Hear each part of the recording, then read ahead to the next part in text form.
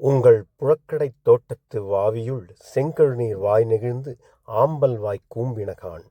எவ்வளோ அழகான வரிகள்! நேற்றைய பாடலாக இருந்தாலும் இதனை கடந்து இன்றைய பாடலுக்குள் நாம் செல்ல வேண்டிய நேரம் இது வந்துவிட்டாலும், நேற்றைய பாடலின் இந்த அற்புதமான ஆழ்ந்த பொதிவான கருத்துக்களை நாம் கடந்து போக முடியாததால் நேற்றைய பாடலின் கருத்தை இன்று பதிவுக்குள்ளாக்குகின்றேன். உங்கள் புழக்கடைத் தோட்டத்து வாவியுள் செங்கழுநீர் வாய் நெகிழ்ந்து ஆம்பல் வாய் கூம்பினகான் என்று சொல்றார். பெண்ணே, தூங்கிட்டு இருக்கியே, உன் வீட்டுடைய புழக்கடைன்னு சொல்லுவாங்க இல்லையா, பின்னாடி இருக்கிற இடம், அந்த தோட்டத்தில் ஒரு கிணறு இருக்கே, அந்த தோட்டத்தில் ஒரு கிணறு, ஒரு நீர் தேக்கம் இருக்குதே, அந்த கிணத்துல இருக்கக்கூடிய செங்கழுநீர் மலர்கள் வாய் நெகிழ்ந்து விட்டன. ஆம்பல் மலர்களின் மலர்கள் அது மூடிவிட்டன என்று சொல்கிறாள். இந்த செங்கழுநீர் மலர் அப்படிங்கிறது அது காலையில் அழகாக அது மலரும். ஆனால் ஆம்பல் காலையில் ஈவினிங்கில் மலர்ந்து மறுநாள் காலையில் அது மூடிடும். அது உறக்கத்துக்கு போகும். ஆம்பல் செங்கழுநீர் உறக்கத்துலேருந்து வெளியே வரும். இந்த செங்கழுநீரை இலக்கியத்தில் எந்த செங்கழுநீர் மலரை ஒரு பெண்ணுக்கு ஓமையாக எந்த பகுதியை சொல்லுவாங்கன்னு கேட்டிங்கனாக்கா, செங்கழுநீர் கண்கள் அப்படின்ற, செங்கழுநீர் மலர்களை ஒத்த கண்கள். அப்பொழுது கண்களுக்கு ஓமையாக வைக்கப்படுவது தான் செங்கழுநீர் மலர்கள். இந்த செங்கழுநீர் மலர்கள் மலர்ந்தன என்றால் கண்ணுக்கு ஒப்பாக வைக்கின்ற அந்த மலரானது, அந்த மலரே கண் மலர்ந்து விட்டது.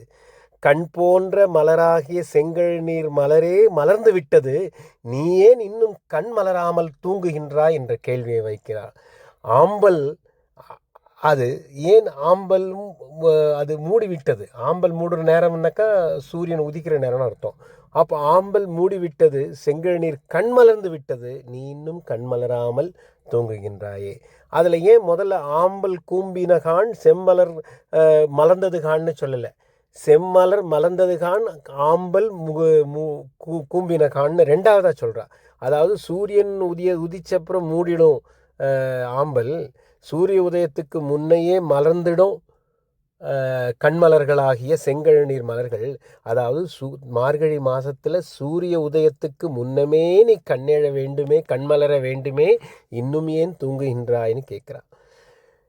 காவி உடை தரித்த ரிஷிகளும் முனிகளும் தங்கள் வெண்பற்கள் நல்லா அப்படியே மலர்ந்து சிரித்த முகத்தோட சங்கெடுத்து ஊதுவதற்காக மாதவனின் கோயில் நோக்கி பெருமாளின் கோயில் நோக்கி சென்று கொண்டிருக்கிற நேரமும் வந்துவிட்டதே. அவர்களும் அங்கே சென்று கொண்டிருக்கின்றார்களே, நீ ஏன் இன்னும் எழுந்திருக்கல? அதுக்கப்புறம் ஒரு செல்லமாக ஒரு கோபத்தை வைக்கிற அந்த தோழி மேலே. நேற்று நீ என்ன சொன்ன?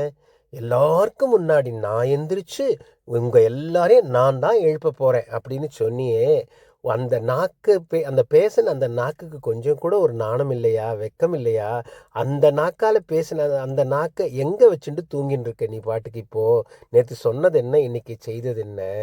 சங்கோடு சக்கரம் ஏந்தும் தடக்கையன் பங்கைய கண்ணானை பாடலோர் எம்பாவாய். சங்கு சக்கரமும் ஒரு பக்கத்தில் நிறுத்திக்கிட்டு கையில் வச்சுக்கிட்டு தாமரை மலர் போல மலர்ந்த கண்களை உடைய அந்த மகோன்னதமான அந்த பவித்திரமான மாதவனை சேவிக்கிறதுக்கு கிளம்பாமல் இன்னும் தூங்குறேடின்னு சொல்கிறான்.